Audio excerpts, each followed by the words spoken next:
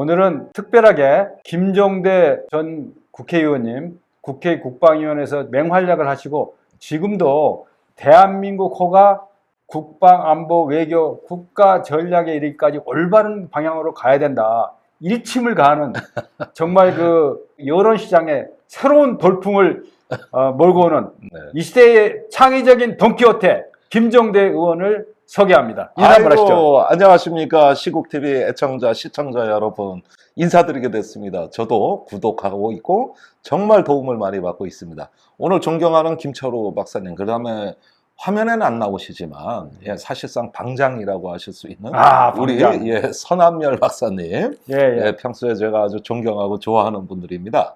TV를 지금 촬영하시는 이곳이 과거에는 우리 국방의 메카라고 할 수 있는 남성대, 문무대, 체육부대까지 있던 미래. 이게 서남쪽이에요, 서울에. 서남쪽에서 열정이 솟아난다. 그래서 선암열이다. 시국TV 선암열. 아주 해명이 뛰어납니다. 그런데 오늘 좀 의미 있는 시간을 가졌으면 좋겠어요. 그동안에 많은 이제 화두를 띄웠는데 윤석열 정부가 새로운 용산 시대를 개척했다. 뭐 이래가지고 많이 얘기하는데 문제가 한두 개가 아니에요. 지금. 용산 시대 듣기엔 좋았죠. 듣기에는 얼마나 아름답습니까? 그리고 요즘에 뭐 1억 원 이상 들여가지고 또 뭐 장명을 새로 한다고 하고 뭐 여러 가지 돈 들어갈 일이 많이 있는데 방향은 좋은데 청구서가 너무 많이 나오는 그런 측면들이 있었어요. 총평을 일단 한번 듣고 싶은데요. 글쎄요, 저는 뭐 용산 시대 자체는 매우 훌륭한 발상이라고 봅니다. 준비만 잘했다면야 이걸 누가 반대하겠습니까? 그렇죠. 용산에서 국민과 소통하고 청와대는 국민들한테 되돌려드리고 그렇죠. 이런 어떤 그 훌륭한 기획을 이왕이면 혼자서 저렇게 독고다이식으로 하지 말고 국민과 더불어 충분한 공론의 장에서 집단지성을 모아서 노하우를 강구해서 이렇게 동맹국하고도 협조해서 이렇게 한번 갔더라면 정말 좋았을 법한 기획이었는데 엄벙덤벙 이게 평소에 그러니까 작전 계획 없이 훈련하는 거하고 똑같은 거거든요. 검사 시절에 압수수색 영장 발부해, 싹 정리해 하는 그런 맥락이 나온 것 같은 용산을 압수수색해 버렸어요. 그렇군요.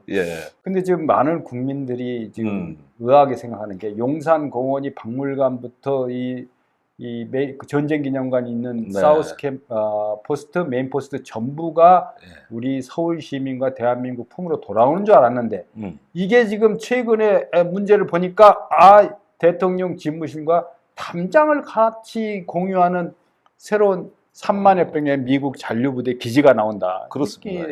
거의 10만 제곱미터. 10만 제곱미터. 그 드래곤 힐이라는 미군 장병들이 주로 사용하는 미군 호텔도 있는데 그런 것들까지 문제가 많이 일어나고 있는데 그것이 새롭게 부각이 됐는데 그것도 강조를 많이 하셨는데 그거 어떻게 해석해야 됩니까? 제가 2달 전부터 이제 재앙이 터진다. 재앙이 터진다. 몇 가지 재앙이 있는데 환경 재앙이 터지고 그다음에 미군 부지의 처리 문제가 해결이 안 됐다. 이게 앞으로 대통령 집무실이 용산에서 시작이 돼도 계속 터질 재앙이 예고되고 있다. 이거 2달 전부터 그렇게 입이 아프게 얘기한 거고 이 정부 출범 전부터 이거 어떻게 솔루션을 가져갈까 그때 드는 척도 안 했다고. 근데 이제 나타나니까 마치 무슨 새로운 문제가 터진 것처럼 얘기를 해요. 실상인즉슨 뭐냐면은 10만 제곱미터에 해당되는 잔류부지가 있는데 이건 반환 안 되는 건데 지금의 사우스 포스트 용산구청 앞에 있는 겁니다. 그렇죠. 거기에 드래곤 힐 호텔이 있고 그다음에 인근에 이제 주한미군 서울연락사무소, 연합사 서울연락사무소, 유엔사 연락사무소 이런 시설들이 갖춰진다는 건데 그럼 사람들이 생각해 연락소면 사무실 하나 주면 되지. 호텔 하나 뻔한 거 있는 거지. 뭐가 그렇게 거창하냐 그랬는데 알려지지 않은 시설. 그러니까 통신정보센터라는 것도 있어요.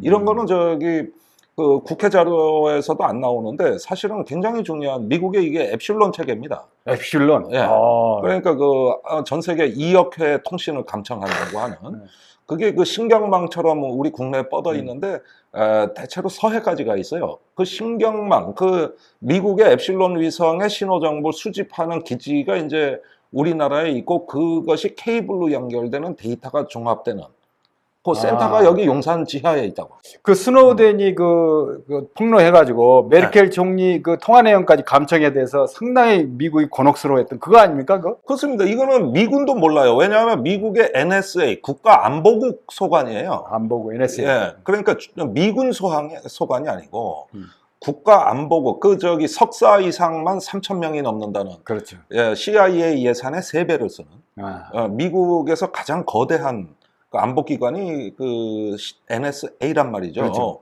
그래서 전 세계에 감청기지가 있고 그 감청기지를 접근할 수 있는 5개의 나라가 5I가 되는 겁니다. 5개 눈처럼 5I. 네.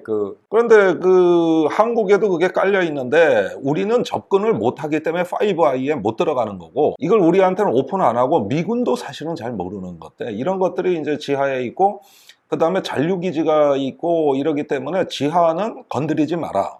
그래서 수도, 전기, 통신 요 3가지는 절대 못 건드리게 돼 있어요. 그러니까 땅 위에만 반환받는 거예요. 예. 땅 속은 아니에요. 그래서 국회 국방위원이나 이 전문가들이 구체적으로 따지고 묻고 챙기고 사실관계를 정확하게 확인하는 게 필요하다 그래서 지난번에 그 말씀하고 강조하실 때 이 지하 1m 이하는 파지 않도록 하는 무슨 비밀 협약이라 할까? 뭐 그런 것도 있었다고 얘기가. 2020년에 문재인 정부가 이제 그 기지 이전 최종 협의를 할 때 스킵 조항이라 그래서 별도 조항으로 빼버린 겁니다. 쉽게 말하면 이면 합의. 이면 합의. 쉽게 말하면 그래요. 그래서 본문에 안 나오는 내용인데 그 미군의 허락 없이는 반환받은 기지도 우리가 땅을 팔 수가 없게 돼 있고, 그래서 그 다 통제받는 거예요. 그럼 뭐 이게 뭐가 반환받는 거냐고 이게. 그러니까 NSA가 한미 연합 방위 태세를 증가시켜서 어떤 활동을 하든 그게 큰 그 국민적 관심사로 떠오지 않았는데, 지금 문제는 시민들하고 소통하는 그 잔디반이 쫙 깔린 푸른 초원위의 그런 대통령 집무실이 아니고 아예 바로 탐장 옆에 미군 잔류부대 기지가 있고 거기에 중요한 통신 설비가 이렇게 있다는 것은 자칫 잘못하면은 시민과의 소통이 아니고 미군 장병과의 소통이 내지는 미군 그 특수요원과의 이쪽에서는 알지도 못하는 불법적인 소통, 이른바 도청이라고 하죠. 도감청까지 우려까지도 제기되는데 상당히 심각한 문제가 아닌가 이런 생각이 드는데요.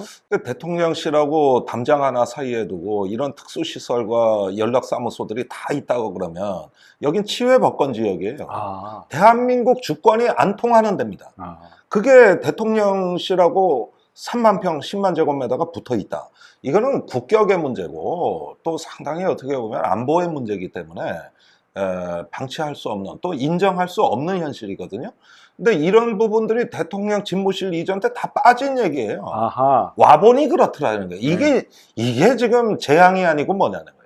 그동안에 무슨 문제가 생기면은 그 윤석열 정부 대변인이나 관계자들이 아니라고 계속 부인을 해왔는데 이거는 그렇게 부인할 수가 없으니까 사실상 거기 이렇게 있었는데 그거를 새로운 부지로 이동하기로 미국 측에서도 동의를 했고 협의가 사실상 시작됐다라는 그런 얘기까지 나오는데. 그렇습니다. 이제 집무실 옆에 그런 잔류기지를 놔둘 수 없으니까 저쪽에 그 전쟁기념관에서 용산고등학교 사이 지금 메인 포스트라고 하는 그쪽으로 대체 부지를 주겠다는 거거든요. 그런데 아시다시피 메인 포스트 쪽에는 지금 힘센 기관이 와서 다 뜯어먹었습니다. 전쟁기념관, 야외전 시장 확장한다 그러지. 외교부가 컨벤션 센터 짓는다 그러지. 뭐 이것저것 해서 이제 공원 되긴 다 틀려먹었는데 이게 뭐 민족공원 만든다고 하던 얘기는 이제 공연불이 돼가고 있는데, 거기에다가 이제 미군이 그 지금과 같은 잔류부지의 규모로 3만 평을 또 치고 들어가면 이제는 여기서는 뭐 공원이고 뭐고 없어요. 다 내줘야 돼요. 용산이 우리 그 한민족의 영역의 역사를 대변하는 국방력이나 안보 역량이 약화됐을 때 그 수란의 역사를 상징하는데, 이게 잘못하면 누더기가 되고 거기에다가 또 사실상 영화 괴물에서 나왔던 그런 것처럼 환경 오염 문제도 절대 간과할 수 없는 문제라는 그런. 그렇습니다. 그러니까 이런 상황에서 이 용산의 미래가 어디로 가는지 아무도 모릅니다. 이 용산이 우리의 자부심이자 어떤 또 국가의 심장이고, 또 앞으로 우리가 가꾸고 발전시켜 나가야 될 우리의 어떤 하나의 상징이라고 할 수 있는 이 용산이 이렇게 주무업구구식으로 뭐 이 사람이 와서 떼먹고 저 사람이 와서 떼먹고 미군이 이제 치고 들어오겠다. 아, 이렇게 되면은 이게 저기 옛날 노태우 대통령 시절 이래로 이제 민족공원으로 정기를 세운다고 했던 말은 이제 설 자리가 없다 이거죠. 또다시 난개발식 이런 어떤 용산이 되지는 않을까가 겁이 나고요. 국가적인 대사 이러한 부분들이 그때그때 졸속으로 추진된다고 하게 되면 그 자체가 불안이고, 이런 면에서 이거 걱정거리가 한둘이 아닙니다. 지금 국가의 그 품격이나 대한민국 국력이 상승한 만큼 그런 것도 좀 체계적이고 다양한 그 많은 공청회 왜 이런 건 안 하고 그냥 질러놓고 한 번도 안 했어요. 이렇게 되고 있는데, 일각에서는 그런 얘기 나와요. 앞으로 5년 후에 말이지 이거 뭐 대통령이 또 바뀌면 청와대로 가간다고도 복귀하는. 아니 시민한테 이미 준 걸 어떻게 다시 뺐습니까? 그건 더더군다나 이건 맞아 죽을 얘기예요.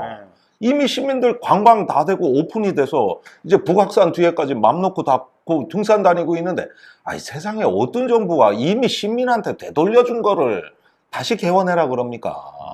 대통령 자기가 차지하겠다고. 그렇죠.